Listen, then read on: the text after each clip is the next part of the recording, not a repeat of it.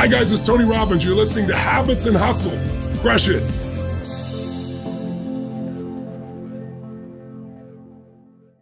Today on the podcast, we have my friend, Max Lugavere. Max is a filmmaker, a health and science journalist, and the author of the extraordinarily popular New York Times bestseller, Genius Foods.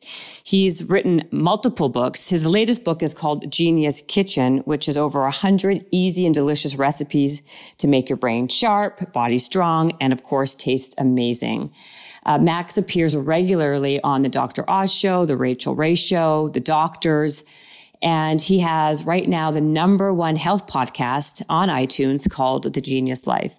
I had a really fantastic time with Max. We had a really good conversation, and I hope you enjoyed the podcast. And let me know how you feel, and if you can leave a review, subscribe, whatever it is, just communicate some way so I know you know I care. All right. Have a great time listening to this podcast. Enjoy. I have Max Lugavere's back on Habits and Hustle, you guys. And this is the second visit. First one was on the treadmill. It was on the treadmill. I'm happy to be seated for this round. You are, right?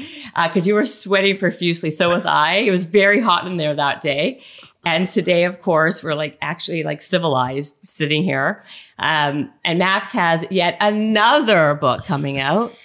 Very exciting, very anxiety producing. I'm a little self-conscious because I'm actually on the cover of this book. He's more than just on the cover. First of all, I was laughing because it's basically like a coffee table of Max Lugavere. It's basically like modeling in different shots with different types of food. You know, here's Max with spaghetti. Oh my God. Here's Max with a keto, with a spaghetti squash. I don't know. It's hilarious. It is nuts. It definitely, I had to take a handful of Xanax before shooting. No, I'm kidding. I don't think you must like it a little bit. No, I mean, there definitely, there's a side of me that loves to perform and that loves to communicate to an audience. And yeah, there definitely is that slightly narcissistic gene in me, which I think makes me perfect for what it is that I'm doing. Right. You have to have a little bit of it. Yeah, because I mean, I get for the same amount of, for the same praise that I get a certain fraction of criticism as well. That the fact that I love doing what I do is what makes it all worth it. It's what pulls me forward. It's what Jordan Peterson calls the noble aim. Yeah. It's definitely built into my DNA to enjoy what it is that I'm doing. And so, yeah, I don't think that emotionally I'd have the grit for the haters online and the trolls and whatever if I didn't. So yeah, I like it. I can't imagine who's actually going to be criticized. Not the ladies. The ladies are definitely not criticizing you, hence the coffee table book. But I guess people who are just the haters who are either jealous or, I mean, that's who we usually are. The trolls and the ones who hate are the ones who are kind of unhappy with what they are in their life. Well, it's interesting. When you write about nutrition is something that people have very strong opinions about because what you eat, how you eat is part of your identity, right? So if you're out talking about a diet that doesn't jive with the diet that you've built your whole identity on, then you're going to feel an affront to who it is that you are at your core. Yeah. And so I get a lot of people, I mean, my primary haters are vegans. Yeah. Which is interesting because I'm also very much pro eating plants. So my haters are not, I don't have a lot of carnivore haters, but for some reason it's the vegan, it's whatever the mindset is that compels a person to take on such an extreme diet. Right. Yes. They tend to come after me, and they're not they don't necessarily follow me. They usually find my posts from the Explore page, or they stumble upon one of my videos online. But I've got nothing but love for them nonetheless, even though the things that they say sometimes can be really vitriolic and mean-spirited, which is kind of ironic. But yeah, for me, it's really all about helping people separate fact from fiction. And if that means going to places that could be potentially not the most politically correct, then I just have to go there. Right. Because it's also being authentic to who you are. Yeah. But I think overall social media is that way, where if you are not on board with exactly what that person or that organization is, then you're demonized in general. Yeah. So it's the same with foods, especially. I mean, with there's people who are super, the vegans they could be so fundamentally vegan, if you got, I've lost actually a couple of friends of mine who were very, very vitriolic towards me because I like to eat chicken. Yeah. And they won't go out for dinner with me now because it's offensive to them. Yeah. It's silly. It's like, it doesn't make any sense to me. It really doesn't. Yeah, it's a problem. The other cohort that I think I get some hate from are like the hardcore credentialists, like people who are like, if you don't have an MD or a PhD after your name, you have no business talking about nutrition. And I'm like, journalists can talk about whatever the hell they want. That's true.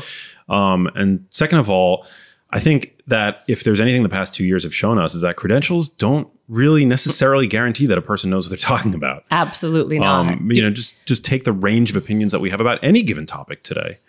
And so, yeah, it's well, you always, because like you were saying, or like just now, like you've become a little bit more outspoken with like how you believe. Like you're not so, I don't, it's not that so extreme, but you know, were you concerned about like the cancel culture at the beginning or never? You just wanted to kind of be honest and be who you were? Yeah, I was never concerned about cancel culture. To me, authenticity is the most important thing. It's like the most important thing, especially for me, because I don't have those credentials to rely on. I have my story. Yeah. That's my credential. The fact that I got into this because I had a family member, which we talked about on the previous podcast, but that my mother was so sick and that, you know, for years, me and my family were left desperate for answers, and it compelled me to use the skills that I had to become a sort of citizen investigator to try to get to the bottom of why my mom was so sick, why she developed this rare form of dementia at such a young age, what could be done to potentially help her. Was there a dietary pattern out there, any diet? And I approached these topics with an open mind, you know. So if you would have told me 10 years ago that veganism was the way, I would have said, okay, show me the evidence, but I'm game if that's what is borne out in the research, which is of course not the case. But yeah, so I just approached these topics with an open mind, and I was as rigorous as I could be, and I always stayed open to learning and to being challenged and to challenging my own assumptions, which I think is so important. And that's what drives me every day. I'm grateful that I've been able to, you know, now I have Genius Kitchen coming out. I'm so grateful that I get to do this for a living, but it really is the only way that I'd be able to focus on this full time. So it's come full circle in a really beautiful way that I get to do what it is that I feel like I'm meant to be doing. Right. I mean, so your first book was called Genius. Was it Genius Life? Genius Foods. Genius Foods. First book. What was the second one? The Genius Life. Genius Life. Okay, right. I got them confused. Yeah. And then now this one, Genius. The whole brand is basically, what's next? You know, I don't know. That's a good question. I am really interested in, I mean, I guess, you know, I could potentially do like a fitness book. That's something that I'm super interested in, just personally. It's always been, that would be sort of a homecoming for me, because personally I've always been interested in that. What would it be, like Genius Fitness? Something like that. I haven't thought that far ahead. Honestly, writing a book is very emotionally, it's a draining experience. I'm finishing mine this week. Mine is due to my publisher this week too. Yeah, it's a lot. It's a lot. It's also not a healthy endeavor in any sense. It's a lot of time sitting in front of your computer screen or standing in front of your computer screen, but a lot of sedentary behavior, lots of, you know, I mean, for me, I take my writing really seriously. So, I mean, there are days where I could be working on the same paragraph, trying to finesse it and perfect it. Really? Yeah. Because you're a writer. So like this, like for people who maybe don't know you or didn't hear the first podcast, right? Because it's been like 100 podcasts since then. Why don't you kind of give your story? Because I know your story and, you know, a lot of people do, but you're a journalist, but explain, you kind of did with your mom, and then kind of talk about what kind of like the evolution of why fitness, why kitchen. Al Gore.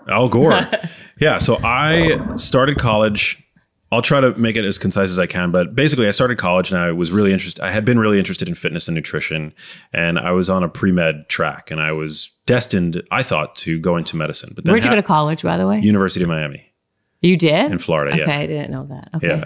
I love that school. Shout out to the Canes. Yeah. But you're from New York, right? From New York City. Yeah, okay. Yeah. Halfway through college, I realized that I had a revelation. I realized that I was creative, that I enjoyed storytelling, that I had an aesthetic sensibility, I was sensitive to aesthetic, and I became sort of I was a film fanatic. I was really interested in music, obsessed with music my whole life.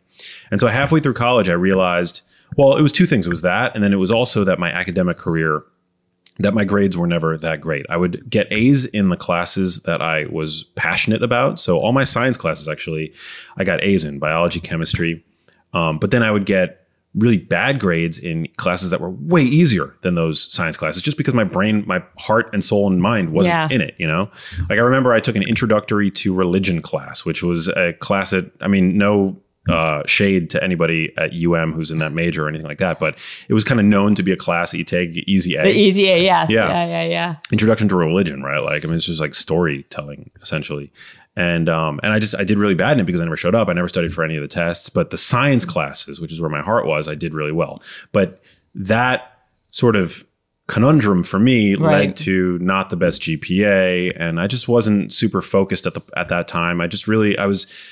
The revelation that I was creative meant a lot to me. And so I went in that direction, and I ended up switching to a double major in film and psychology, which led to me creating a film as an undergrad that got me this job as soon as I graduated from college working for Al Gore.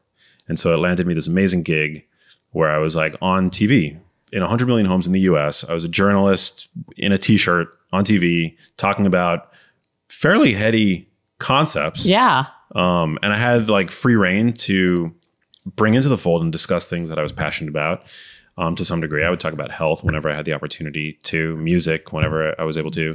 And so I did that for 6 years, and I got to work with some of the best in the field of journalism. You know, a lot of the people that were my mentors at Current gave a lot of the people who are now household names on networks like CNN and others their first jobs. Really? Like who? Yeah. Well, the guy who hired me, his name was David Newman. He was the one who's known for discovering Anderson Cooper. Oh, really? Yeah. And Lisa Ling and I love her. She's Soledad O'Brien, like many household names in the field of journalism. He was my mentor for 6 years. Shout out to David. That's amazing. David Newman. Yeah. So then how did that path become this path? Like where was because when your mother got sick, is that when you kind of really deep dived into Alzheimer's and that? Yeah. So, and not going that route of like being on C, like why did you not do that route that he would be? Well, that's an interesting question. I wasn't interested in politics. I've never really been interested in politics. Right. I mean, it's kind of odd that over the past 2 years I've become somewhat interested. Politicized a little bit. Yeah. Somewhat. And I underscore somewhat, but yeah, it's not really something that I'm all that interested in. So, you know, I didn't want to do that. And I wasn't interested in entertainment journalism. I was really interested mostly in two things. I mean, over the course of my life, my brain is like, I'm interested in two things: health and music. And maybe like you can put film in there as well. You know? But those are my two big like nerd, like I'm a nerd for both of those two areas. And so that like left me with not many places to go after my experience at Current TV. How long were you there for? Like 6 years. Okay, 6 years. Okay. Yeah, 6 years. And that's a long time, especially being so young, to be at the same place for so long. Oh yeah. I mean, I wasn't making a lot of money. I was on a salary, but it was like not six figures, and I was doing it for 6 years. Yeah. Living in LA. And also working really hard, but not social media had just sort of come about. Right. Like, I mean, Facebook was a thing and Twitter had launched in 2008. So I was still at Current when Twitter was around. Okay. And, but we weren't like there weren't enough viewers. So I had this great job on paper and I had all this press and all these accolades, but I had like no money in the bank essentially because I was like working paycheck to paycheck for this job. And I wasn't famous enough to guarantee that I was going to have a place to land when this job ended. Exactly. So it was sort of like an existential crisis that I had deferred post college, and I was now having it like just as this job was about to come to an end. Right. And then in tandem with that, in my personal life, my mom got sick and started to show the first symptoms of what would ultimately be diagnosed as a form of dementia. How old was she when she first got diagnosed? She was 58 when she began to show symptoms. And I believe it was also around that time when she was diagnosed with some kind of neurodegenerative condition. She was prescribed drugs for both Alzheimer's disease and Parkinson's disease, even though her presentation of her symptoms didn't classically fit into either disease category. So she didn't actually have Alzheimer's disease, and she didn't have classical Parkinson's disease. It was years later that we found out it was a condition called Lewy body dementia, which is a rare form of dementia. It affects 1 in 5 cases. 1 in 5 people with dementia have Lewy body. And it's actually what Robin Williams had prior to I was going to say. Yeah, dying by suicide. So wow. Yeah. So it was like, I mean, that was like the low point of my life that It's amazing to me, like looking back, that I like made it through to the other side. And I credit, and we can talk about this later if you want, I credit self-care, honestly, for helping me get through it. The fact that I like during that period when I felt like my career was in the toilet and I had nowhere else to go and no job prospects, and that the person who I loved most in my life was suddenly diagnosed with this incurable terminal condition. It was like, I mean, it was the worst period of my life that I can remember, that I'll probably ever have. And the fact that I still, made it to the gym 4 days a week during that period, that's what kept me afloat, like my mental health. It was so valuable to me, and eating healthy and doing all the things that I know to do. But it was at that point that I became, I had circled back, because I told you I was passionate. I had been passionate about fitness and nutrition as a high schooler and in college, and privately post-college. But it was then that I really became fixated on trying to understand what was going on with my mom, what could be done to help her, and to see if there was anything. Well, because now I knew that I had a risk factor, right? And my mother. So, well, who else in your family had it before your mom? Did they have any signs of anybody else with? Nobody. I mean, my mom's mom, there was this really tragic thing that we had observed in my family. Honestly, when I think back, it's just so awful. I can't even believe, the fact that I'm not more traumatized by the experience is just a testament really to like how resilient we can be, really, when we're pushed to the edge. My grandmother my maternal grandmother had been living in the house with my mom. And I think at that point I was even living in my mom's house, because I had moved back from LA to live with my mom to see what was going on. Yeah. Yeah. How long were you back? How long did you move in with your mom? I was there for, I was probably living with my mom for a year, and then I moved in with my brother in the same building. And so it was like 4 or 5 years that I was back in New York. And it was, I mean, New York there were some fun moments, and I got a lot done work-wise, but it was not I had sacrificed a lot to be there, to be with my mom. I remember that. You're a good son, though. My God. I mean, that's why I like you so much. Seriously, I'm endeared by you, because you're such a devoted son. Like, it's amazing to me. I don't know, Jewish family, something like that. But me being a Jewish mother, seeing someone like you taking care of your mom like that, and like doing everything you can to help her and be there for her, I think it's just, you don't see it to that level, unfortunately, as much as you should. And I think it blew me away. I remember when you were living here and you went back to be with your mom. Yeah, it was a lot. And it's certainly not a Jewish thing, but it's no, but it's family is very important. Yeah. Super, super important. And it was important for my mom. It was important for my dad. My mom and dad didn't have the best marriage, but they had sacrificed a lot for the sake of the family. And so I grew up in a very small family, and we had really strong family bond, strong family values. But there was this period where my mom was starting to noticeably decline cognitively, and in the house living there was her mother, who was in her 90s. And cognitively sharper than her daughter. So just picture that. You have a woman who's like, wow, who's declining, and her mother, who's obviously a way older woman, sharper than her daughter. It was really odd. It was surreal. It's awful. It was like the craziest thing that one could possibly imagine. So no, I mean, there was no dementia that I know of prior to my mother having experienced it. So because you did all of this research, you were like, you were on a mission to figure out ways that you can help your mother, maybe not cure her, but help her. Now, being honest with all the stuff that you've done, did any foods or anything you really noticed make any difference in terms of how the progression of it? Did the doctor say the progression of it, or stifling it, or anything at all? I think it's possible that it slowed it, because my mom had suffered with it for, I don't know, it was like 7-8 years, which is sort of the higher end of the average life expectancy for somebody with, well, at least with Alzheimer's disease. So we don't necessarily know what. I would assume that it's actually shorter for somebody diagnosed with Lewy body dementia, but the average life expectancy for somebody from the point of diagnosis with Alzheimer's disease is about 7 years. So my mom lived for 7-8 years, and I think that she probably could have lived even longer than that. But this is just going back to the tragedy of my mom's life. In Labor Day of 2018, she was diagnosed with pancreatic cancer.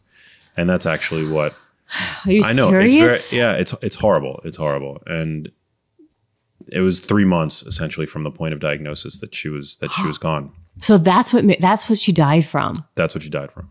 Yeah. Yeah. So that experience really made me look at the world in a new way, in a different way. And because there was obviously something about her environment that was toxic. And there are aspects of all of our environments that are toxic. Our bodies are in a constant state of stress as a result, whether it's the food environment, whether it's the light environment, whether it's the stress environment, the emotional environment, the fact that so few of us take sleep seriously. So there are many, many factors, but yeah, her health was just really, really unfortunate. But I do think that by insisting that my mom minimize her consumption of ultra processed foods, get rid of the grain and seed oils that we had grown up consuming and that my mom had consumed for decades, like the canola oil, corn oil, soybean oil, margarines, and the margarine. I remember that was a big one when we grew up too, because everyone thought that was the healthy way to be. Right. Yeah. Yeah. Also, low fat was a big one. 100%. Yeah. My mom was of a generation, they didn't have the internet, and my mom was not tech savvy at all. So, I mean, even after the birth of the internet, she wasn't on it. No, I mean, my mom might neither. I think it's a generational thing. It's a generational thing, yeah. So my mom never really had access to any kind of nutritional insight other than what was coming out through the mainstream media. And the dietary dogma for the prior 4 or 5 decades had been to benefit your cardiovascular health, avoid fat, specifically saturated fat, and avoid dietary cholesterol. And that's the dietary pattern that the God's honest truth that my mom adhered to for the entirety of her life. I never saw her eat eggs until, in her very final years. I got her to eat like a scramble every now and then, but for the majority of her life, no eggs, no red meat ever. She was also an animal rights advocate. So whenever she was? Oh. Yeah. So whenever she would eat animal protein, it would be just boneless, skinless chicken breast on a salad occasionally, and like a piece of fish. That's it. But it was a very low fat diet, cholesterol free, and saturated with these grain and seed oils and margarines and stuff. Yeah. So I cleaned up her diet in that sense, without being too rigorous about it. I think this is a really important point. I think like when we come back from the mountaintop, so to speak, with the diet that we want to adopt for ourselves, we want to evangelize that diet. We were talking about that a little bit earlier. So it inevitably to some degree is going to become part of your identity, right? And so at first I was like trying to get rid of all of the indulgences that my mom had around the house. But at a certain point you realize that people are going to live the way that they want to live, and they should be able to live the way that they want to live. And that the last thing you want to do is compromise your relationship with the loved one, and to make them feel any kind of shame or guilt about what it is that they're eating. So I tried to teach as gently as I could, and I made some improvements to my mom's diet. Got her to start eating more like wild salmon, things like that. I mentioned I started making her like once or twice a week she'd have like an egg or something, and I got her exercising. So I got her to start That's working a big one, with a personal trainer. Yeah. And so she was exercising quite a bit, which we know is great for both Alzheimer's disease, any kind of dementia really, and also Parkinson's disease. And, I think it kept her fairly stable for a good number of years, but I'll never know, obviously. Right. And it didn't save her ultimately, but I wonder about preventative. Like you were saying even earlier, how what saved you was like your self-care, of your fitness and your nutrition. But you already made it a habit, right? So it was now so habitual for you to go to the gym. It would be weird that if you wouldn't go anymore, right? Yeah. So I mean, and why that like just keyed into me, because I am all about habits and rituals, obviously, and fitness to me is that too. I mean, it also teaches you discipline and goal setting and all these other things that are so fundamental in like overall life success, in my opinion, and mental health too. How do you I know you're not a fitness expert, obviously, but why obviously? Well, obviously because you're here talking about you are a model now. Excuse me. Your fourth book will be fit. Right. Until that fitness book comes out. I'm not Sal DiStefano, okay? Well, not yet. Not yet. By the way, do you see those pictures of his abs that he's posting on? Like, oh, he's a beast. He's a beast, that guy. It's on hi Sal. We love Sal. Mind Pump. Shout out to all the Mind Pump guys. Mind Pump, exactly. But how do you tell people, like, it's so hard to like to get, if in your mom, like to get people to start. The stop is always in the start, to get people motivated. I hate that word, to even start this on this path of like being healthier, like working out. And I'm sure people ask you all the time on Instagram, like what kind of advice or hack would you give people to start? Like how they could start? Not just say start small. We all hear that, but what are some like easy things they can do? Well, I mean, I think you kind of nailed it on the head when you said you have to create healthy habits for yourself. You can't just, that your first month eating healthy foods should not be about weight loss. Your first month in the gym shouldn't be about trying to build as much muscle as you can build. That first month should be about creating habits for yourself. Because that, I think, is the most important thing. And I think when it comes to creating habits, I like this idea, and I'm certainly not the first to talk about it, but habit stacking, I think it's called. Habit stacking. Habit stacking, yeah. I'll just give you like an example just from my own life. It has nothing to do with nutrition, but I started. I'd been trained to meditate like years ago, but I never did it. What type do you do? It's like Vedic, like TM style meditation, and I'm not an everyday meditator. I try my best to do it every day. It's something that my therapist says I could really benefit from. So, that's a whole other conversation. Yeah, a whole other conversation. So I'm trying to meditate more. But I realized, and this is I've been meditating the most I've ever meditated over the past 2 months. And I'll tell you how I did it. When I first started. Okay. So first of all, my bedroom is on the top floor of my townhouse. So it's on the top floor, kitchen's on the bottom floor. Before I do anything in the morning, I get out of bed, I go pee, and then I meditate. And to meditate, so that's like already my routine. My routine already in the morning, get out of bed, go pee. I sit on a yoga mat, but rather than like unroll my yoga mat every morning and then roll it back up, I leave that thing laid out in front of my bed. So I'm reducing the friction. So I don't have to think about unrolling my yoga mat. It's not an excuse for me. Oh, I don't feel like unrolling my yoga mat. It's there. It's like already there, beckoning me. It's like a reminder. Exactly. So my yoga mat's already out there. I don't move it. I mean, luckily I live like by myself. Also, your house must look beautiful all the time. Yeah, no, there's things. Super aesthetically pleasing, I'm sure. No, it's, I mean, it's not bad. It's not bad. I've gotten a lot better over time, but I don't have a girlfriend or anything like that. I've got no one to please. Which is a whole other story, which we have to get into. He's like literally the most eligible bachelor. For those of you who don't know, go look at him. That's why he has the coffee table with pictures of him. Like the recipe book is literally filled with Mac's pictures. Oh God. It's hilarious. You said it, not me. I did. And I'll say it again and again for anybody who wants to hear it. Okay. Back on track. But I will say one more thing. So people would always laugh at me, even to this day, because my house is like a gym, or like I look like a frat boy, because I have like those things around my house with those pull up, you put them on the door hinges, and you pull up. So I put them around my house. So when I walk by, it's right there. I might as well just do one or two to get stronger. Yeah. Right. And like, does it look that nice? No. But like, and do I have a bunch of like yoga mats around my house? Because if I have a few minutes, why not just do a few like planks or whatever? Like, so I create situations environmentally where, my house looks like literally like Equinox or worse. It's absolutely crucial. I learned to play guitar by doing that. I made sure that my guitar was always out. Always, yeah. So you see it, right? It's visible. Yeah, it's always out. It's in the middle of my living room. So whenever I see it, I'm like, oh, maybe I should pick it up. If it's out of sight, it's out of mind. 100%. 100%. So started meditating, and how long? Long story short, well, I was like, in TM, you're supposed to do it for 20 minutes. And at first I was like, that's so freaking long. I'm not gonna be able to do it. Actually, you're supposed to do it for 20 minutes twice a day. I know. Yeah. So I don't do it twice a day. But there's like this perfectionist thing where it's like, you might be inclined to think, if you read anything or you watch YouTube videos on transcendental meditation, that if you don't do it for 20 minutes twice a day, you might as well not do it. But that's not true.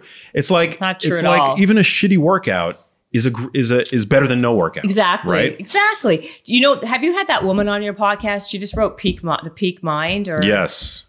She's all about mindfulness. Amishi Jha. Yeah. And I thought of it because she's a UM professor. That's why I thought of it, because you said you went to UM.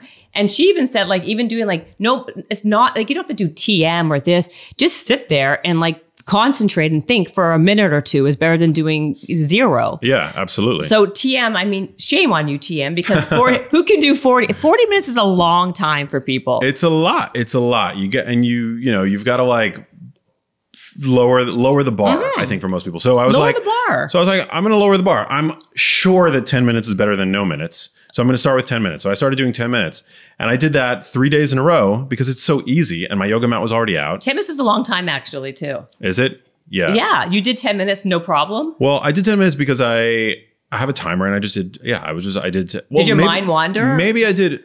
Well, your mind's supposed to wander. That's the thing about meditation, which is a whole other topic. And I'm not a meditation expert, but I've taken like hours and hours of classes. I play one on TV. But I do think that I understand like how to meditate. And the whole point is that your mind is going to wander the same way that you can't stop your heart from beating. Like your mind, that's what your mind does. The whole point of meditation is to be able to gently just take your mind without judgment off of those thoughts and bring it back to the present moment, bring it back to the mantra. That's what it's all about. That's the whole freaking thing. It's like people love to overcomplicate it. And yeah, you can spend thousands of dollars on courses. But I'll tell you right now, to meditate Vedic style, all you got to do is find a mantra, a word that has no meaning or a syllable or whatever. It doesn't have to make any sense. Just it could be like blah, but blah kind of has a connotation. What's your word? It's well, you're not supposed to share it. Oh, you're not. Which is like a superstition. Okay. But it's just a syllable that doesn't mean anything. It's just a Sanskrit sounding syllable that doesn't mean anything. Okay, one syllable. And you just sit there, meditate, like with your eyes closed, and your mind is going to freaking go wherever it does. You shouldn't expect it to not. Yeah. Because that's what the mind does. So you're going to think about the emails. You're going to think about how much you want that coffee, like your morning coffee. Right. You're going to think about how much you want to cuddle your cat who's playing in front of you, or, all these different things. Right. Like your mind is going to go. You just gently volley back to center to the mantra. That's it. You just repeat the mantra in your head. It's like you just repeat it. Does it help you? Has it helped you, I should say? I'll ask your therapist. Yeah, I think it's helped. Really? So yeah. The first couple of days I was doing like, maybe I even started with 5 minutes. I don't remember, but I know that I started with like just a short amount of time. And then it was like 10 minutes and I did 10 minutes 3 or 4 days in a row. And then I was like, if I could do 10 minutes, I could do 12 minutes. So I did 12 minutes for a few days. And then I was like, that went by pretty fast this time. I'm going to see if I can do 15 minutes the next day. I did 15 minutes and then I got up to 20 minutes and I've done 20 minutes. And there was a period I did it every single day for a week and then I traveled and then I fell off but I never took the yoga mat up. And so the yoga mat's still there. And so now like I wake up and I'll go back and I'll do it. And you don't have to be perfect. If I skip a day, I'm not hard on myself. I'm like, no big deal. But it definitely, that's how you create habits. You lower the bar for yourself. Totally true. I could not agree with you more. So then you would say to me, honestly, that since you've been doing it for 2 months very regularly, you've seen a difference in your stress level and what? In your fill in the blank. Yeah. I've seen a difference in my anxiety. I've seen a difference. Here's one of the major benefits of meditation is that we all experience thoughts over the course of the day that we'd rather not have, right? True. Maybe I read something that somebody tweeted about me or somebody on YouTube. You get millions of comments on YouTube. Not all of them are going to be nice. Right. So maybe, and I have the unfortunate habit. Do you read them? Of reading my comments. Oh, God. Yeah. So I'll go and read it and I'll read something that like triggers me, or I'll think about like an ex-girlfriend and I don't want to be thinking about her, or something like that. Yeah. We all have thoughts that we would rather not have over the course of the day. That's exactly what meditation helps with, is it helps you volley, because when you're having those thoughts, you're not in the present moment. You're going back to the past, or you're thinking about the future. You're just, whatever the case may be, you're not in the present. Meditation helps you volley gently, without judgment, off of those thoughts and put the focus back on the present moment. That's it. So it has helped you. I think it's helped. Yeah. And I'm not a woo-woo guy. You won't find crystals in my house. I'm very much like about the science and whatever. I'm a skeptic. Like it took me a while to get this meditation thing, but it has nothing to do with spirituality. It's just literally like you're training your mind. Yeah, you're training your mind. That's exactly what it is. So what are some of the other habits that you stack? So you do that, you wake up, you do that 10 minute or 12 minute. Meditation. I'm obsessed with fitness. So for the most mornings, I'll go to the gym around 10:30 in the morning. Even now with the whole pandemic and mask, you have to wear the mask in there. Do you go to Equinox? I go to Equinox, yeah. Of course you do. Let me guess, you go to the Santa Monica location.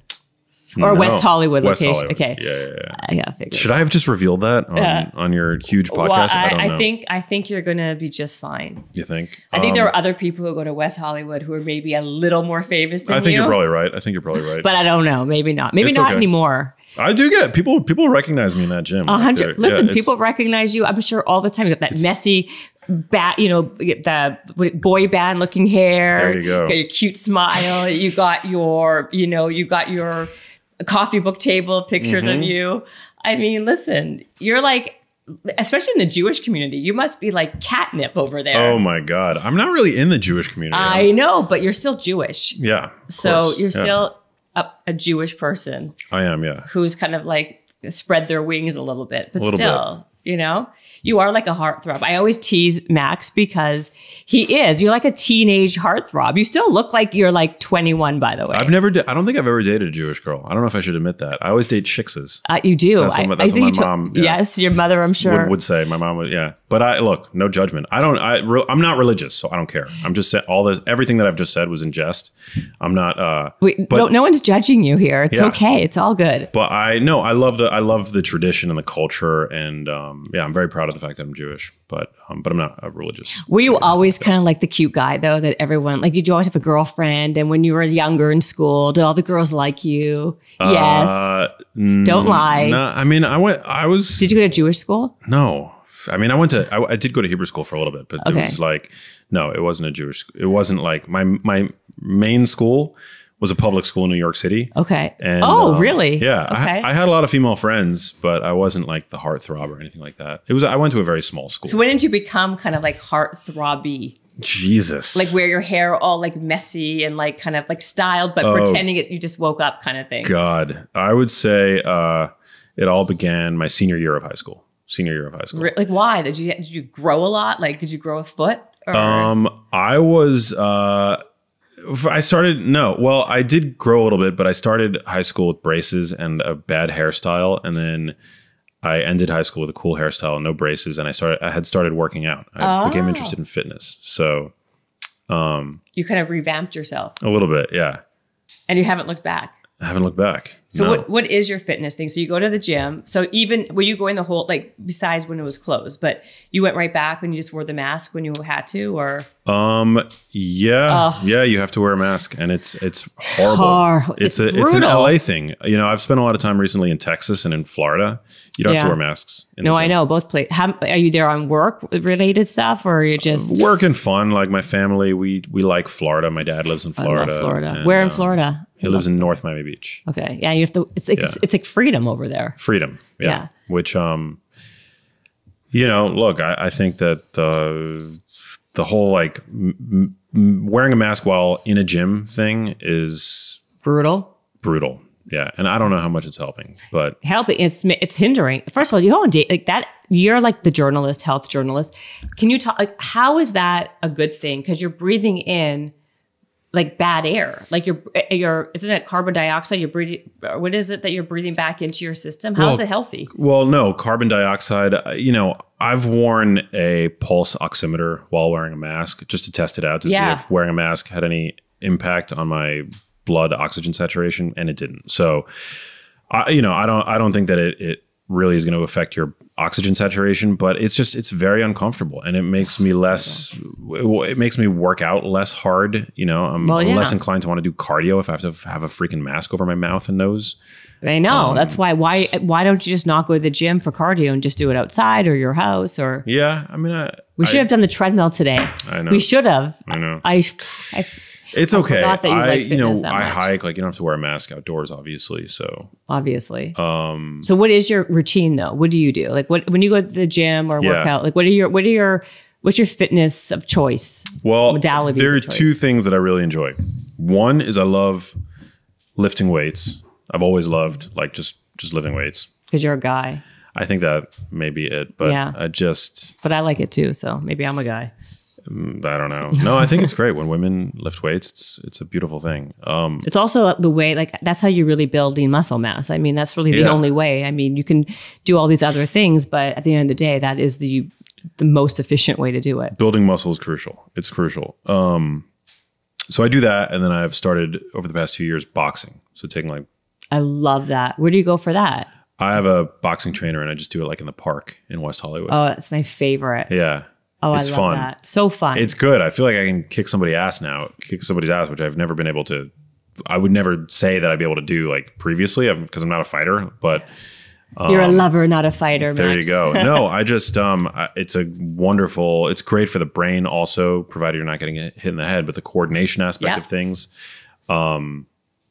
it's really powerful in the cardiovascular workout. But because my trainer is like one-on-one and he's a professional boxer. Who is it? His name is Minju. Find him on Instagram, Minju's Fight Club. He's really, really great, talented. If you live in LA, you need a boxing trainer. Minju's Fight Club, he's awesome. I might get that information from you. Yeah. Seriously, because I'm looking for a new person. We spar. I mean, he'll like, defense is a big thing. Like, so it's not like I'm like going to Rumble or something. Yeah. You're doing legit boxing. Yeah. I go to a boxing gym sometimes to train with him. Like a real boxing gym. Yeah, like a real boxing gym. I love that. So it's legit. I love it. And I love just like weight training and like, that's sort of what I do. Cardio, I prefer to do cardio. I actually don't love doing cardio.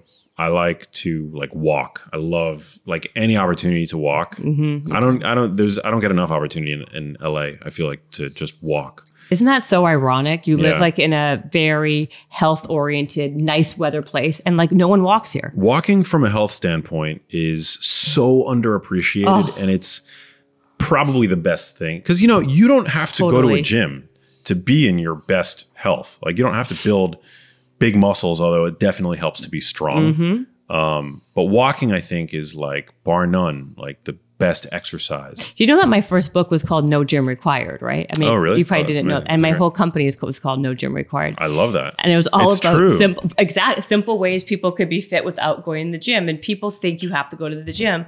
Gym's nice, but walking is number one, the most, not that's underrated, but it's just not glamorous, right? So people are trying to find these other modalities to work out that are not walking, but walking is a great way for bone density even. Bone density, yeah. Non-exercise physical activity.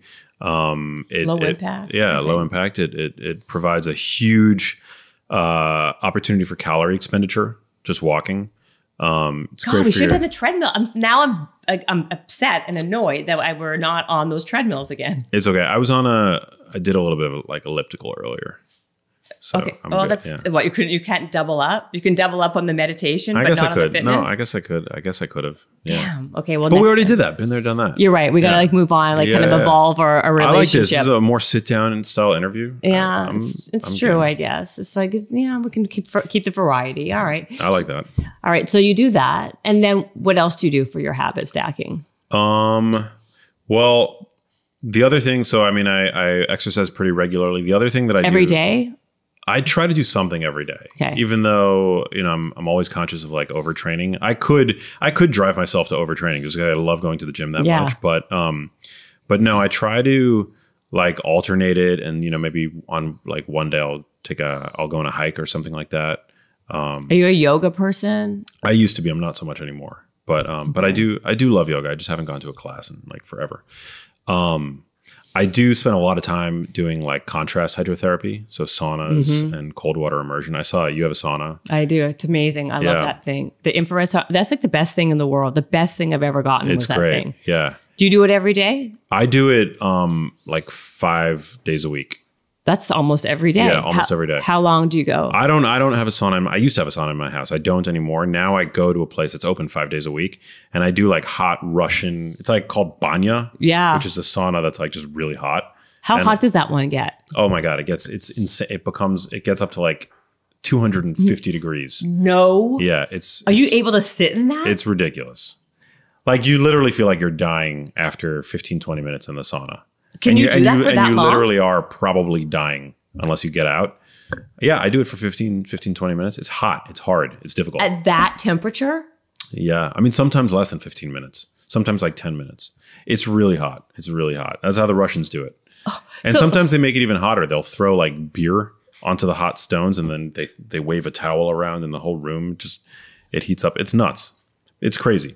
So what is the difference? Is there at that point, is that even a health benefit? Isn't that too hot for your body to even take? No, it's great. It's heat stress. Yeah. I mean, your body, you sweat, you're activating heat shock proteins, you're boosting nitric oxide all over your freaking body. Better than infrared? Is that one better than an infrared? I don't know if we know whether or not it's better or worse, but I know that most of the research is on actual sauna, because most of the research on sauna and the health benefits associated with it come from Finland, which is where it's like the sauna capital of the world. And so they don't use infrared sauna there. In fact, the International Sauna Association doesn't even actually consider infrared saunas to be saunas in the traditional sense of the word. Yeah, they don't think that infrared saunas should be called saunas, because a sauna is like it's a hot room, usually lit, usually warmed by stones. And so where did it come from? How did it become like the biohackers dream? Because I think it works. It does raise core body temperature. And and it makes you sweat, and it's inexpensive, and it's practical, right? You can put one in your house. What do you mean inexpensive? These things are super expensive. They're not cheap, but they're not as expensive as it would be to build like an actual sauna in your house. Like they're cheaper than building like an actual sauna, I think. I don't know. So maybe not actually. Maybe not. So does so the benefits of like an infrared sauna versus the kind that you do, you don't know, like, okay, this one does, you're basically, I had no idea. I did hear once actually on the Andrew Huberman's podcast. Huberman, am I pronouncing his name right? I think it's Huberman, right? Yeah. He's also not a big fan of the infrareds. He was saying that, like to your point, it's as long as you're in a sauna. It doesn't have to be an infrared sauna or another kind of sauna. Look, you get a lot of the benefits from being in a sauna, sitting in a hot tub. So there's a lot of benefits that spill over from modality to modality, because the core mechanism by which we get benefit from these different activities is heat, the application of heat on the body and the raising of core body temperature. So whatever it happened, whether it's sitting in a hot bath, I mean, you could achieve many of the same benefits. You sweat when you're in hot water. You're boosting nitric oxide. You're inducing heat shock proteins. So whatever you have access to, that's the thing to do. I mean, if you have an infrared sauna, then don't feel bad about not having a traditional Finnish sauna. If you don't have either, and you just, all you can do is take hot baths, then do that. It's fine. But the majority of research on saunas comes from Finland, and what they use there is almost without exception are like stone or wood heated traditional saunas. But the one that you're going into is so hot. Is there an added benefit? Yeah, from being in that, to get your body to that, because no matter if I'm sitting in my sauna that goes, let's say, to 160 or 170, right? It takes me a while to get super sweaty in there. Is there a difference between that versus being 10 minutes? It's like HIIT training going into the 220 sauna. No, it's a good question. I think that the benefits are probably similar.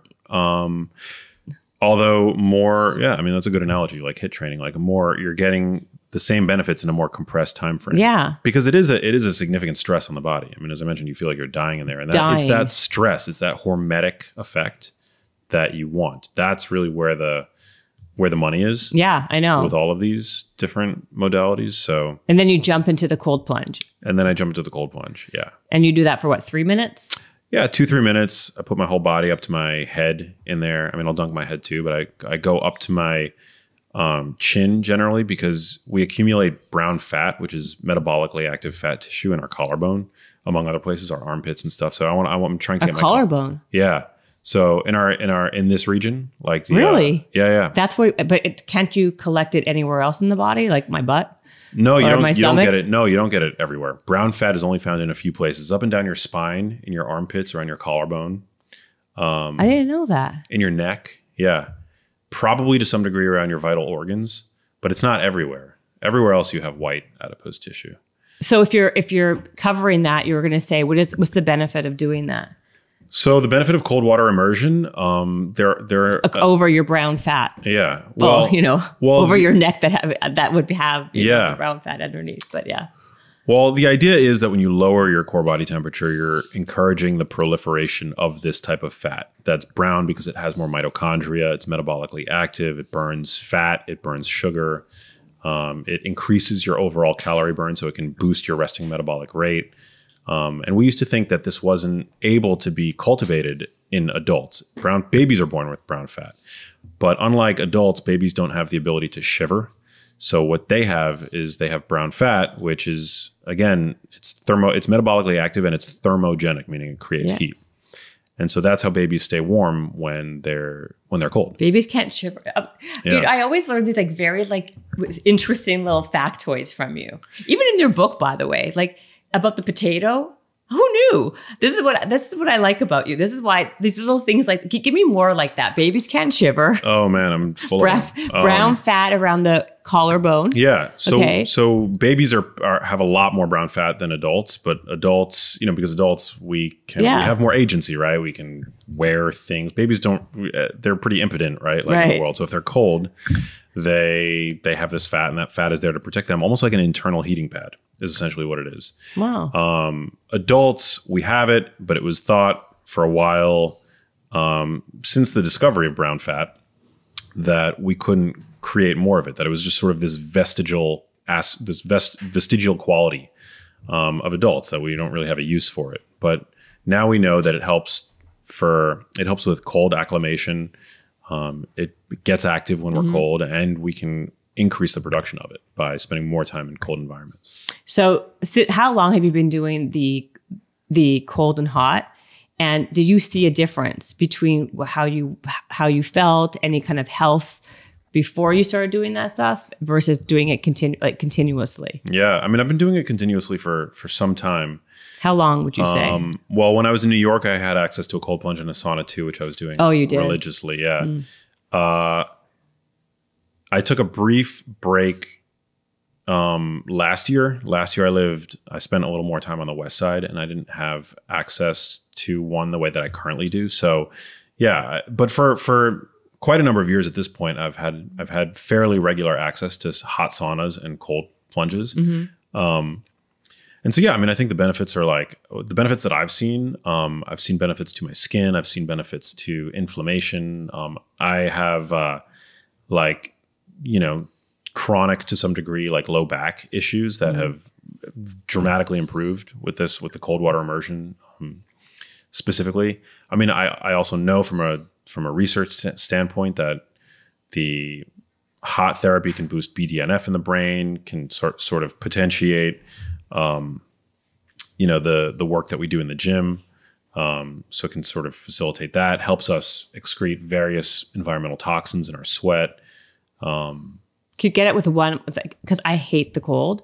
Yeah, that's my problem. But I love the sauna. But what can you get the same benefits? Or if you don't like I know the hot and cold is very, very. You don't have to do them back and forth. I mean, or if I just did the hot, or someone just did the cold. They're all great. It's all great. Better than zero. Yeah, it's better. And they have distinct benefits. So the hot is great. The cold is great. If you don't like being hot, just do cold. If you don't like being cold, just do hot. But they have different benefits. Different benefits, yeah. I think that that one of the most profound benefits that I get from the cold is the mental benefit. It's like it's a state change for me. When I take a cold shower, and look, even for me, like it takes discipline, like getting into cold water. It's like you just have to kind of psych yourself up and do it. It's the psyching yourself it's up. It's never easy, but I'm always grateful that I did it afterwards. It's sort of like a workout. Exactly. Yeah, it's like I've never once regretted getting into the cold water. Yeah. There's a big hurdle to get over, a big sort of mental hurdle to get over when it comes to like actually getting in. But after I do it, I'm so grateful to myself that I like had the grit to be able to do it, because it is a state change. If I'm feeling fatigued, lethargic, depressed, anxious, whatever it happens to be, it's like getting into that water is like it cleans the slate. It's like hitting Control Alt Reset, right, or whatever, Control Alt Delete. I know what you meant though. Yeah, on your brain. Or the computer. But then I haven't asked you. Oh my God. Okay, but I'm just asking you. Don't even ask what this on here. I wanted to ask you a bunch of questions about. We'll get to that in 2 seconds. But other habits that you do that have been really habit stack. Other habits. Let me think about that. Well, you want me to ask you other questions? Yeah, no, I mean, there's a lot of like my sleep routine is pretty like robust at this point. What are you doing? I just got this mattress from 8 Sleep. Have you tried this thing? It's like body temperature. Basically, you can change the temperature of the mattress. I have a competing product by Chili Sleep. It's called the Uller. I heard it's really good. Yeah, it's pretty good. Although I hear 8 Sleep is good too. I'm sure they're both great. Well, how does yours work? Mine is a thing that goes over the mattress and it lets you set your temperature. It's just a cooling or heating pad that goes over the mattress. Yeah, and you can heat it too. But do you go?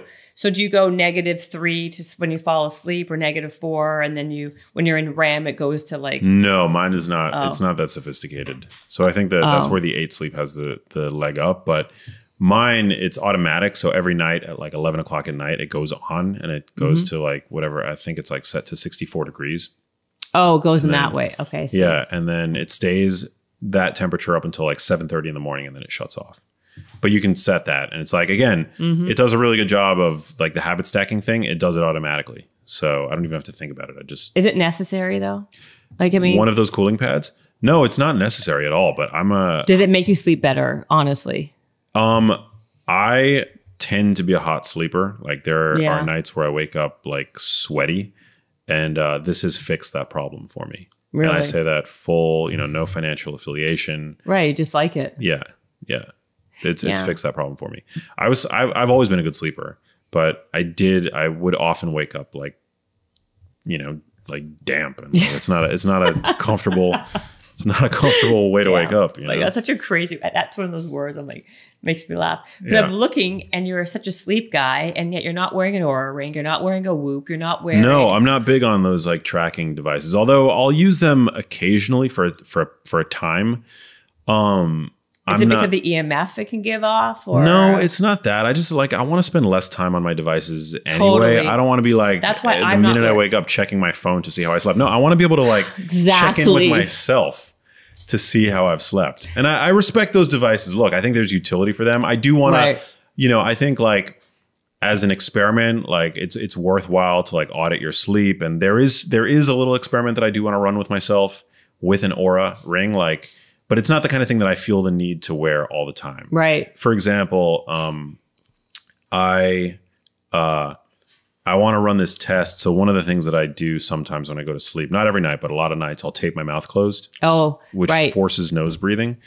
I want to see if that has any. I want to see if nose breathing versus mouth breathing has any effect on overnight heart rate. My hypothesis is that because I've actually heard anecdotally. From somebody else that when they tape their mouths, their overnight heart rate is much lower, which is a good thing. And so I want to see if that is in fact the case for me. Oh, so you haven't done it? I thought you said you have tried. No, I haven't. I haven't run that experiment on myself. I do want to try it though. But I do tape my mouth occasionally, and I do find that I sleep much deeper. Really? With it, and I wake up feeling great, and I feel like I've been hearing more and more about that recently. Yeah. I mean, I think like nose breathing is super important. Whether or not you need to every night, I don't know. I think it's good to at least give it a shot. Sometimes I get like congested at night. And so that makes the mouth taping not the most comfortable. But most nights I think I can do it, and I do it, and it's great. It's like I'm really into it. I also sometimes I'll pair the mouth tape with a nose strip. No wonder you don't have a girlfriend. No, my sleep routine is pretty insane. So let me get this straight. Okay, so you have the mattress, we got that. Then you tape your mouth and you put like one of those things on your nose. It's like a breathe right strip. Although I don't like breathe right strips because it leaves a residue. So I use like the generic CVS strips. Do you wear like Invisalign or like, what do you call those? What do you call those things in your mouth? Like a bite guard? Yeah. No, I don't wear a bite guard. But I use the nasal strip sometimes, mouth tape. I also I've got my Uller running. My room has a red light bulb in the lamp by the bed, which makes my room look like a strip club. Like a red light? Yeah. I don't have any like overhead lights in my room. You don't? So the red light. Yeah. God. My room I basically keep dark. Like when I'm in my room getting ready for bed, even in my bathroom, which is like connected to my bedroom, I don't put the lights on. So I'm like doing everything in the dark. Really? Like a hunter-gatherer. Yeah. I have like a little red nightlight. Like it's a very low. Is a red light, by the way, like a red light for like red light therapy? Is it just... No. It's just like a it's just like a red... a stripper light just for fun? Just as, yeah. I went just for your guests who come over? Or? I literally, there's nothing special about it. I just went to a light bulb store and I bought a red light bulb. And I have a lamp by my bed, put the red light bulb in the lamp. So I put that on. But what's the purpose of having the red light versus like just like a light that you would just turn on super low? Or? Super low. Well, A, I don't want it to be overhead. B, red is the opposite end of the visible light spectrum from, it's like opposite blue. And you don't want blue light before bed because it signals to your brain you're awake. That it's like daytime. And it's also just very soothing. You know, it's like when you put your phone on night mode, it becomes really orange. Red is like the more extreme version of that. And so it's just like really soothing it doesn't perturb your melatonin production in your brain. It really has been like a game changer for me, actually. Because I used to have a low, like what you're talking about, like a low light bulb instead of the red light bulb in my lamp. But even that was not, it's still too bright. It's got all the different like wavelengths in it. It's just not as soothing. I mean, you'll notice like if you go out and try getting like a light, they're like $5. A red light. Yeah. Red light bulb, just plug it in there. And you'll see it's like really soothing at night. And I'm going to try that. Yeah, it's great. And I use, like I've got like a red little night light in my bathroom, but I'm not putting on the light switches like on the wall. Like I'm doing everything mostly in the dark. In the dark. Yeah. How about in terms of eating then? You're not eating before, are you like, I would imagine you're probably intermittent fast or? Yeah, to some degree. Right. I mean, I try. Yeah. I generally won't eat until like 11 or 12 every day. And I try to stop eating 3 hours before bed. I'm not perfect though. Sometimes if I'm hanging out late with friends or whatever, I'll be snacking. Right. But you're not like diligent about it, but you're. Yeah, I try to. I mean, the research is I think pretty compelling that even like if you're controlling your calories, there still seems to be a cardiometabolic health benefit to not eating too late at night. An improvement in glucose, homeostasis. So like your body's ability to manage blood sugar.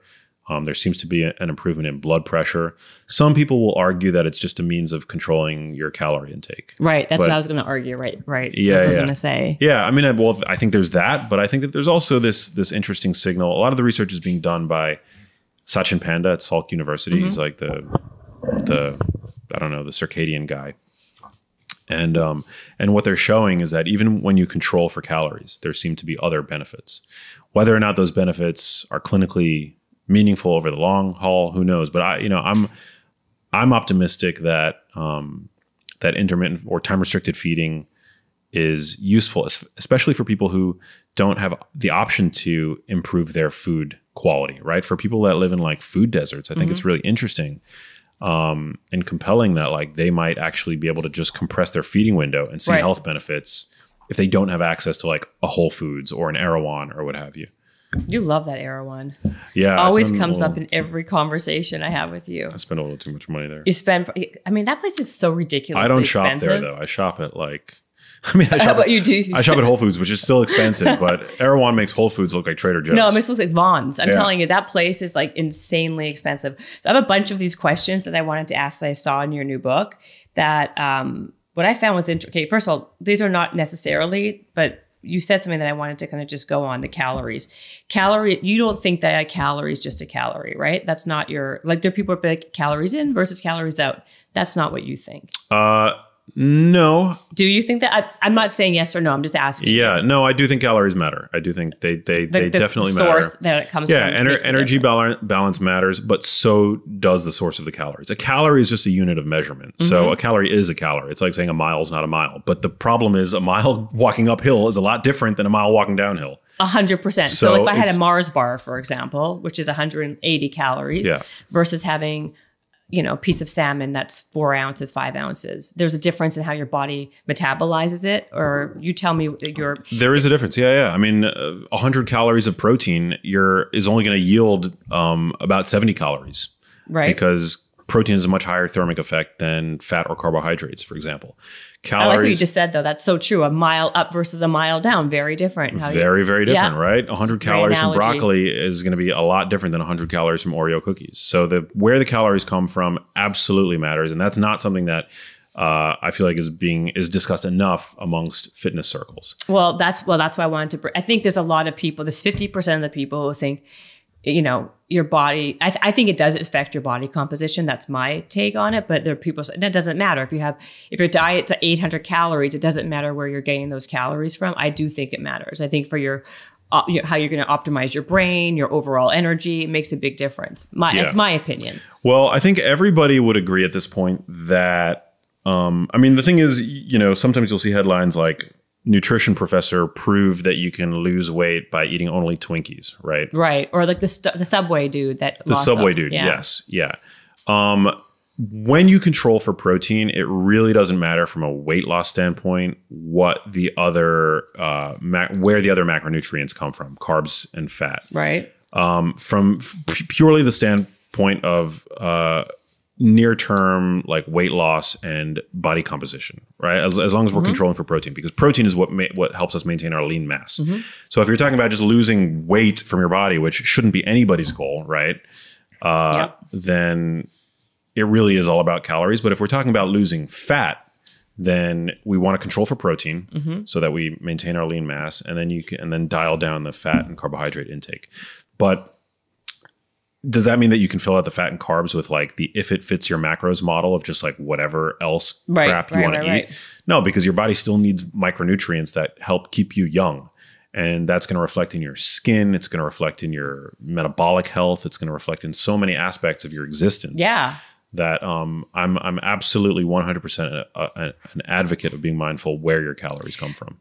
We were saying this earlier, but like for a vegan diet, right, or a vegetarian diet, I still, no matter how many people come on this podcast or I speak to like in my regular life, I don't know where they're getting enough protein. I don't well, broccoli has protein. Broccoli does not have enough protein to build lean muscle mass. Absolutely not. But I don't understand how this is not more common knowledge. Yeah, it's just like, I don't know who's out there saying. Certainly people are saying that broccoli has enough protein. All vegans and people who don't eat meat, they're like very low quality protein, not appropriate. A lentil, though, like lentils have protein. Yeah, but you're not. If I want to build muscle. Is it more, maybe it's more of you're the journalist, maybe you've done way more research, but I'm talking from experience and I live and breathe this stuff, yeah. Right? Like, I think if I need to like lean out and like build muscle, I need to eat salmon, chicken, meat, like animal protein, fish. Like, I don't know where you're going to get your protein from if you're a vegan. Yeah. Soy is fairly high quality, actually, if you can believe it. And so there's nothing wrong with that. Also, legumes have protein. Also lots of carbs in there. But also lots of other non-protein calories. Right. So if you're trying to lose weight, that's where that becomes relevant, right? And not everybody's trying to lose weight. But people want to be more muscular, have more lean muscle. As you get older, who doesn't want to have more lean muscle mass? There you go. The highest quality protein is bar none animal protein. It's like the protein scoring method that is currently in use to determine protein quality has shown us that like whether it's chicken, beef, fish, eggs, dairy, the best of the best, really. And soy is up there. It's not quite as high as animal protein, but soy is decent quality from a digestibility standpoint. It's not something that I would eat regularly, but no, animal protein is definitely the way to go. Right. You're also a big fan of whey protein. In your book, you talk about it. Yeah, I'm a fan of whey protein. I take it. I use whey protein isolate. It's got a great amino acid profile. It's very easy to hit the leucine threshold of 2.5 grams of leucine, which we need for muscle protein synthesis. Which brand do you like? And then the other thing, first tell me what brand you like. I'm curious to find a good one. I currently use, there are two brands that I go back and forth with, and I have no financial affiliation with either. One is a brand called Muscle Feast, which is a funny name. Oh, I never heard of those ones. That guy or that. Muscle Feast. It's on Amazon, and I get the whey protein isolate. Like the vanilla, I think is pretty good. The problem that I have with a lot of these protein powders is that they're too sweet. Yeah. So sometimes I just buy the unflavored versions. Really? Yeah. I saw what you said in your book. This is what I was going to say in your book that I also learned about chocolate protein, chocolate flavor versus vanilla. That chocolate is more, what was it? Like it was more arsenic, no. More lead. More lead. Yeah. In the chocolate, protein versus in any brand? Well, it varies brand to brand. But why would chocolate have more lead, or there was something else in it too? Cadmium. Yeah. Yeah. Lead, because chocolate can be a source of lead and cadmium for people. Really? Yeah. It's, these are very small amounts. Right. These are lead and cadmium are neurotoxins. So they're heavy metals that you really shouldn't be ingesting. So people should have the vanilla protein. Yeah, vanilla. Or plain. Vanilla, you're safe. You just don't know where they're getting their cacao from in these protein brands. They're not like chocolatiers, right? So they're probably just getting like the cheapest of the cheap cacao flavoring or whatever. And so there was I believe the study was done by Consumer Reports that found that on average, the chocolate flavored versions of these protein powders had higher levels of lead and cadmium. Now, are they levels that are really worth worrying about? Probably not. But if you're consuming this like every single day, then maybe you do want to be concerned, The other thing, so let's talk about this other thing. I was like, wow, this potato thing, having a cold potato versus a hot potato. Yeah. And well, I didn't know that either. Talk about the potato. Like, can we go over give me a few of these like food hacks? Yeah. I love that stuff. Absolutely. So Genius Kitchen is full of this stuff, but and the olive oil. Okay. Yeah. Potatoes are, when we cook them, we create a highly digestible form of starch, right? Mm-hmm. A raw potato is rich in resistant starch. It's resistant to digestion, and we have to cook it to break that starch down so that it becomes available to us as a calorie source. Well, you can actually retrograde the starch in a cooked potato and turn it into what's called retrograde resistant starch by just cooling it off. Allowing it to return to room temperature is one option, or you can just throw it in the fridge. And what does it do? What's the benefit of that? So it's a really powerful food source for gut bacteria. Really good for improving insulin sensitivity. So this is like, a lot of people struggle with insulin resistance, but I think primarily it's like a fiber source, but it's a really potent fiber source for gut bacteria. That your gut bacteria, these microbes that live in your large intestine, they consume this resistant starch and they churn out metabolites like butyric acid, which is a short chain fatty acid that's known to be really quite anti-inflammatory. So you end up getting this firing up this like anti-inflammatory drug factory in your gut by eating resistant starch. So you take a potato, you cool it down for how long? Yeah, you bring it to room temperature. You bring it to, and you could notice that there's a texture change in the potato. It starts to like gel a little bit. I see what you mean. Yeah, it's not so fluffy. It's not so fluffy and grainy. Yeah. You could also throw it in the fridge, and like one meal prep tip is you can batch make a bunch of potatoes, and throw them in the fridge, and then use them later on in like scrambles or for like future meals, because you'll already have retrograded the starch in the potato, and so that's great. Yeah, I love that. It's a good food hack, and potatoes are not the only starch that have that ability. Rice can become retrograde resistant starch. One of the reasons why sushi rice is great. It's like cooked and cooled rice, right? Right. You can do the same thing. Not that I don't eat pasta, but or wheat-based pasta, but you can do the same thing with pasta. I believe legumes are another source of resistant starch. So cooling your starches is a really good strategy. And so the benefits would be, like you said, for insulin. Also like less carbs, like less of a glycemic impact of these foods. Those are great. So you take the same potato, one is freshly cooked, one is cooked and cooled. The net carbohydrate content of the one that was cooked and cooled is less than the freshly baked potato. That's a great one. So if I take French fries and just cool them down, does that work too? You could potentially. Yeah? Yeah, baked French fries. Yeah, you absolutely could. Or I was thinking more not baked. I wouldn't do not baked because of the unhealthy fats, And the oils. Well, the other ones, like you were saying, like let's talk about the olive oil. Like people are blending these olive oils without even, would I not know if it's blended? Because you're talking about like olive oils that have been blended. Yeah, you just want to look on the so it'd say like extra virgin. It would say blend, yeah. What are the best oils to cook with? Coconut oil? Olive oil? I don't really avocado. That's what I didn't mean that. Yeah. Avocado oil. Avocado oil is great. Yeah. Coconut oil is great. Butter and ghee occasionally I'll use, but primarily it's extra virgin olive oil and it's avocado oil. It's a myth that you can't cook with extra virgin olive oil. You can, just I would The smoke point though I thought was not high enough. It's not super high. It's higher with avocado oil. But for low to medium heat, it's perfectly fine to cook with extra virgin olive oil. So let's talk quickly about foods that are seemingly considered to be healthy for us, but they're actually not healthy, but people think that they're super healthy. There are a lot of those. I know. Yeah. Let's talk about your top 2. Yeah. I think agave syrup is one of those that a lot of people think is healthy. Do they still think that's healthy? Well, I'll walk through, I mean, not to bring up Erewhon again, but like. But you have to. Yeah. Do they pay you on the side? Come on. Absolutely they not. should. No, they definitely don't. I've never gotten so much as even like a meal credit. I mean, they should. You should be on some kind of like retainer for them. No, I've never gotten anything. Really sad. Yeah. But yeah, I mean, lots of products in there or in Whole Foods will still like proudly promote that they're sweet. It's sweetened with agave syrup. Yeah. I think it's got a health halo on it. I don't know, because people perceive it as being natural. It comes from the blue agave plant or whatever. But yeah, it's like 80% fructose, which is just this like pure isolated sugar that has a metabolic effect on the body that, you know, when we're eating it in this extracted, isolated form, it's not good.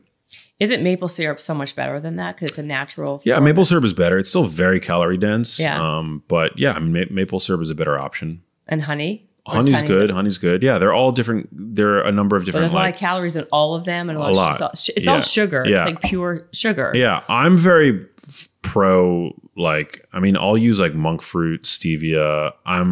There's a lot of people that like for some reason don't like certain sugar alcohols like erythritol. Like I'm super on board with erythritol. You are? Yeah, I am. I think erythritol is great. Allulose is another good non-caloric sweetener. Yeah, people are not like, why is that? Why is there such a bad? Because like here's the thing, some unhalo on those things. Yeah, some sugar alcohols. I think people have bad experiences with certain sugar. I mean, sugar alcohols is like a category. There's a million of them. There's like tons of different sugar alcohols.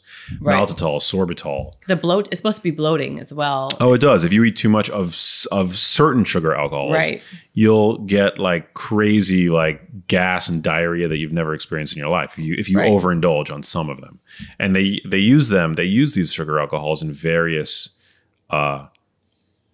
sugar-free processed foods, like dietetic foods. And so people will think that it's like a free ride. They'll eat lots of whatever it is. Right. Like I remember there was a chocolate bar that Trader Joe's used to make. They probably still make it. That's a sugar-free dark chocolate bar that I used to buy. And it had a lot of it was like sweetened primarily with sugar alcohols. With these in particular. These ones, yeah. Yeah. And I remember not like being all that aware of what was in them. And I would just like overindulge in them. And I would notice I'd get so bloated afterwards. And I was like, is that the chocolate or is that something in the chocolate? Yeah, right. That's causing this effect. And it's like one of them. It's like sorbitol or maltitol. I think those are the two primary. Sorbitol is Splenda, or otherwise known as Splenda, isn't it? No. No, it's not sucralose. That's sucralose. Sorry. Yeah. Right. But sorbitol actually is, I believe it's sorbitol that's naturally occurring in prunes. One of the major reasons why prunes are such a powerful laxative is that they're very high in, I believe it's sorbitol, but if it's not sorbitol, it's one of these sugar alcohols. Really? It's naturally occurring in prunes. Yeah, a lot of people think that prunes have this effect of making you go to the bathroom because of the fiber. It has nothing to do with the fiber in prunes. It's like almost like a drug-like effect. If you eat enough prunes, you're within an hour you're going to be sitting on the toilet. Really? Yeah. And it's because of the presence of certain sugar alcohols in prunes. But I didn't know that. But what's important, I think the nuance here is that not all sugar alcohols have that effect. So some of them don't get absorbed and they make their way all the way down to the large intestine where they get fermented by the bacteria that live there. And some also have the effect of drawing water into the gut. And so that's where you get the diarrhea and the gas and all these problems that occur because these sugar alcohols, they don't get absorbed and they end up in the large intestine in that, colonic microflora environment. But erythritol, it gets mostly, like the vast majority of it actually is absorbed in the small intestine and then you just pee it out. Really? So that's why it doesn't really have the same GI effect. Oh, as like the sorbitol or maltitol. There's like a few others. They're very confusing though. They all sound similar and they're very complicated to say. Yeah, but I'm pro erythritol. Like I personally eat that stuff all the time. I have no affiliation with any. Are you a big cook? I mean, you have a cookbook, but I am. Yeah. Are you actually? Are these your recipes? Yeah, I mean, yeah, no. I mean, I've worked with a recipe developer on a handful of them. A lot are my own recipes. But you actually do, like, you like to cook? Yeah, no, I actually do cook. Yeah, I had to take up cooking when my mom got sick, and so I started cooking for like my brothers and myself, and it's also a healthier way to eat. Totally. You know, so because when you go to even if you're ordering like pristinely at a restaurant, you got to add on another 500 calories because you don't know what they're even cooking on. They could be cooking on lard for all you know, or doing all these added, things that you don't even think about. Oh yeah, so eating at home, being able to cook at home and eating at home is associated with better metabolic health, better cardiovascular health, better neurological health, better lower BMI. And also improve family dynamics. Like cooking together as a family is one of the best ways to bring the family closer together. I think that's so true. Yeah. So true. And it's become like a lost thing. Like people are not doing it at all anymore. It's so easy.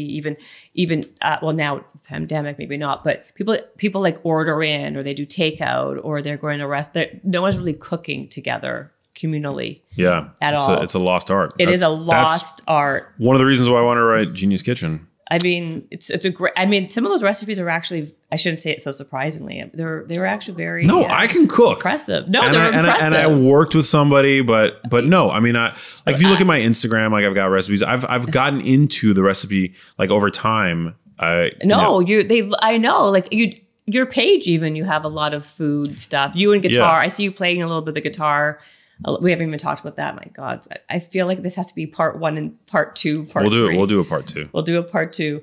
Wait, okay. How about foods for optimizing your brain? Because I wanted to really talk about that, and we really didn't really speak that much about it. But we got pretty sidetracked. But this is a really good conversation. No, it was a pleasure talking to you. But besides, I think I'm so sick of hearing wild salmon, blueberries.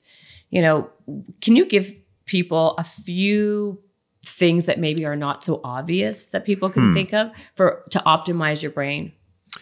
Because we've heard the same things over and over again. We have. I mean, I'm a big advocate and all avocado I truly believe that animal products, I mean, we were talking about protein quality, I think, but like grass-fed beef, eggs, I think these are really, really important brain foods. I agree. Did you ever have that guy on your podcast, the carnivore guy?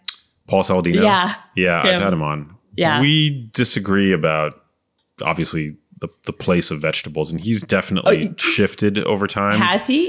I thought he was hardcore not eating anything. No, he now eats like fruit and honey and avocados and things like that. So since when? I don't know, since a couple months ago. I mean, he's a good guy, very smart. But he's flip-flopped a little bit. Well, his whole thing was, I will eat he eats like everything, like the groin of the cow. Oh my God, yeah.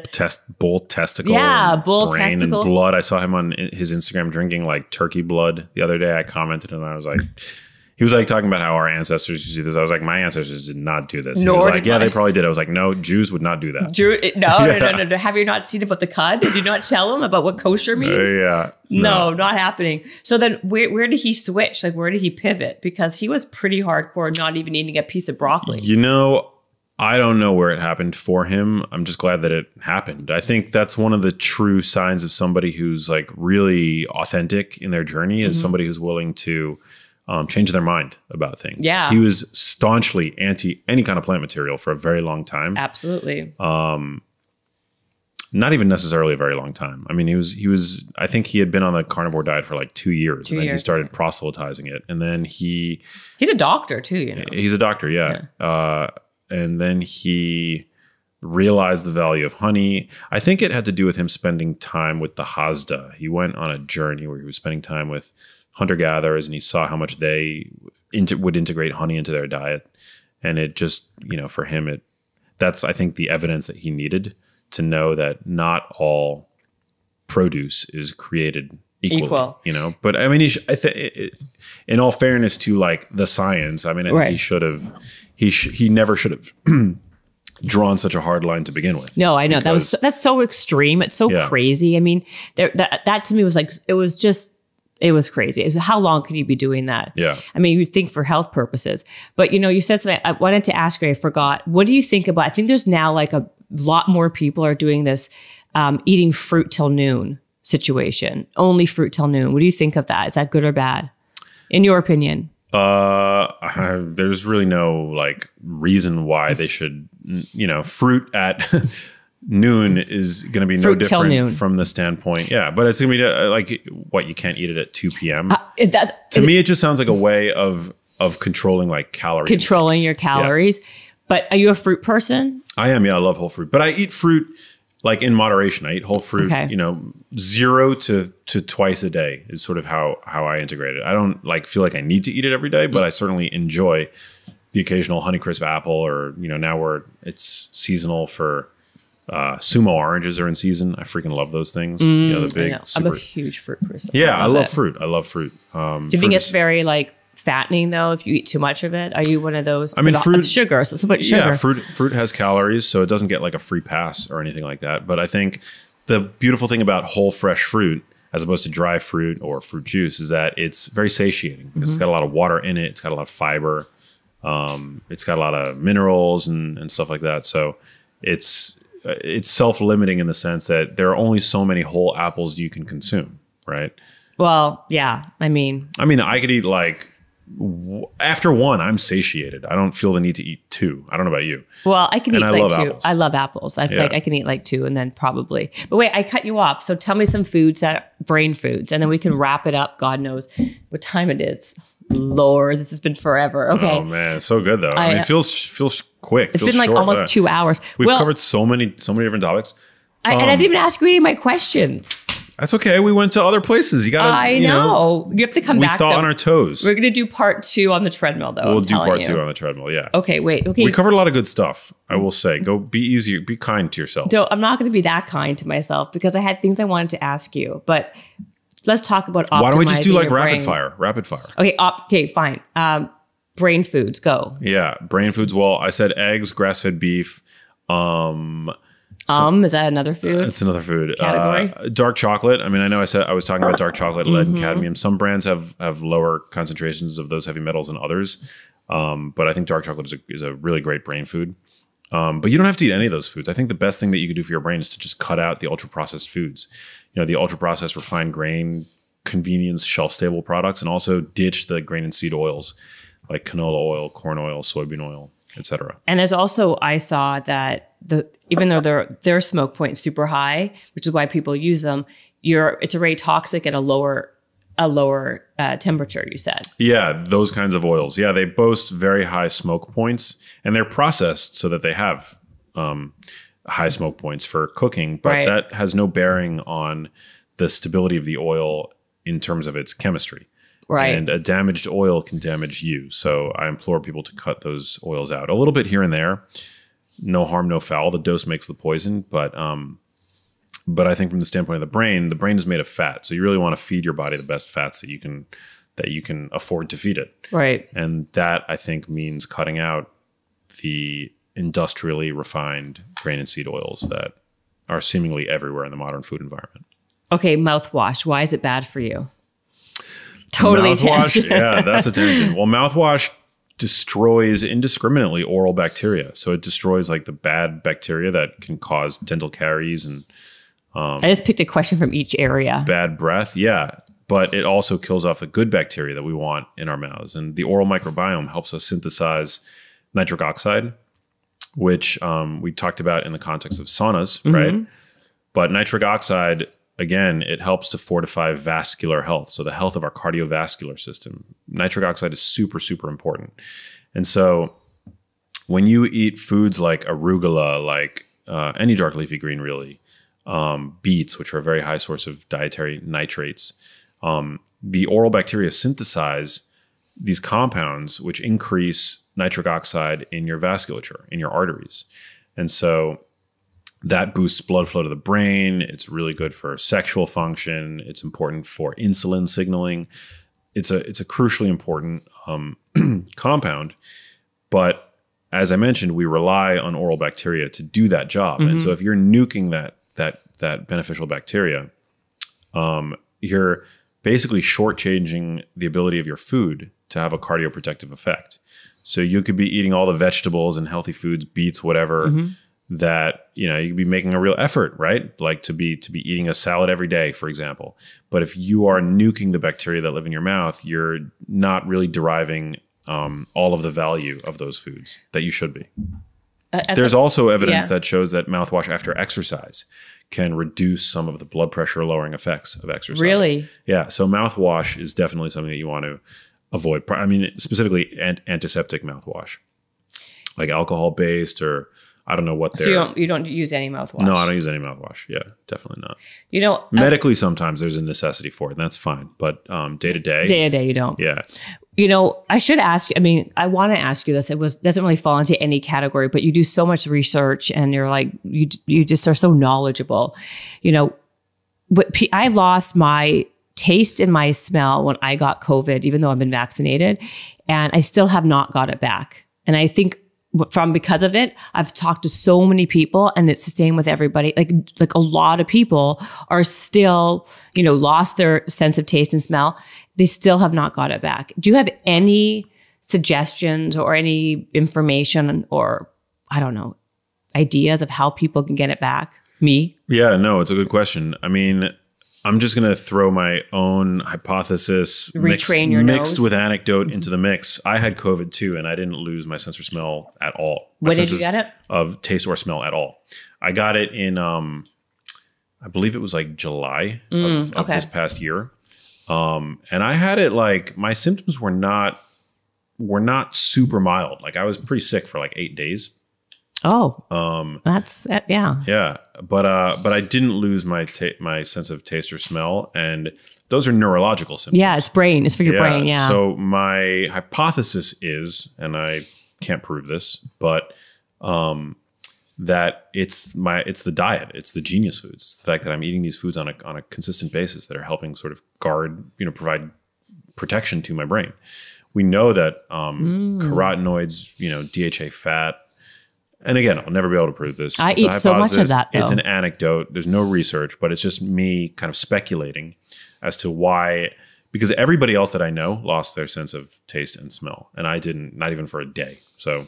But how do you get it back is the question. I've been trying to train my brain by smelling essential oils and doing all sorts of like whatever wacky things, but nothing seems to be working. Yeah, I don't know. No? Oh God, Max, I thought you would like surprise me with some tidbit. I think that on that note. Well, yeah, I don't know. I think it's I mean, here I'm like, I think it's, you know, if you don't know something, you should say that you don't know something. But I think I would speculate that eating brain foods will help. I mean, also exercise. We know that exercise is good for the brain, boosts blood flow to the brain. I do it every day, babe. I mean, it doesn't work. Healing requires nutrition, good nutrition. I know.